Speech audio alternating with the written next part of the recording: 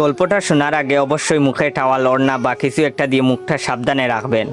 মায়ের হাতে খেলানি খেলে আমি দায়ী না। বল্টু হ উচ্চারণ করতে পারে না, হকে গো বলে ফেলে। ক্লাসে নতুন ম্যাডাম এসেছে, এবার পরিচয় পর্ব শুরু হলো। ম্যাডাম বলল, হাই ছাত্রছাত্রীরা, আমি পাখি, এবার তোমাদের পরিচয় দাও দেখি। হাই আমি মন্টু, হাই আমি সেন্টু, এভাবে যে যার মতো পরিচয় দিল। এবার বল্টুর পালা। বল্টু বলল, গাই আমি বল্টু। ম্যাডাম বললেন, কি বললে হারামি? বল্টু বলল, গাই বললাম, আপনি আমাকে গাই বলেছেন, আমিও আপনাকে গাই বললাম। ম্যাডাম বললেন, কি তোর সাহস কি করে হলো আমাকে গাই বলতে? কে তোকে এসব বলতে বলেছে, বল আমাকে। বল্টু বলল, প্রধান শিক্ষক, তিনি বলেছেন ম্যাডাম এসে সবাইকে গাই বলবে, তোমরাও ম্যাডামকে গাই বলবে। বল্টুর কথা শুনে ম্যাডাম কাঁদা শুরু করলো। এমন সময় পাশের ঘর থেকে হেড স্যার আসলো। হেড স্যার আবার ক বলতে পারে না, ক কে প বলে ফেলে। হেড স্যার এসে বললেন, কি ব্যাপার ম্যাডাম, এভাবে পাচ্ছেন যে? প্রথম দিনেই ম্যাডাম রে এভাবে পাদানো হলো কেন?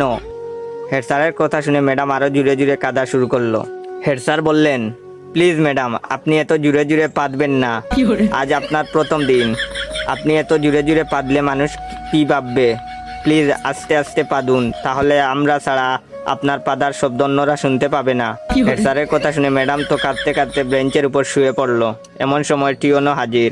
টিওনো আবার শ বলতে পারে না, শকে ম বলে ফেলে। টিওনো, কি ব্যাপার ম্যাডাম, আপনি এখানে মুতলেন কেন?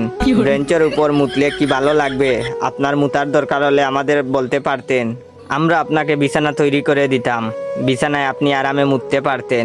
এমন সময় শিক্ষামন্ত্রী হাজির। শিক্ষামন্ত্রী আবার উপরের সবগুলো সমস্যা বিদ্যমান। শিক্ষামন্ত্রীকে যে যার মতো ঘটনা খুলে বলল।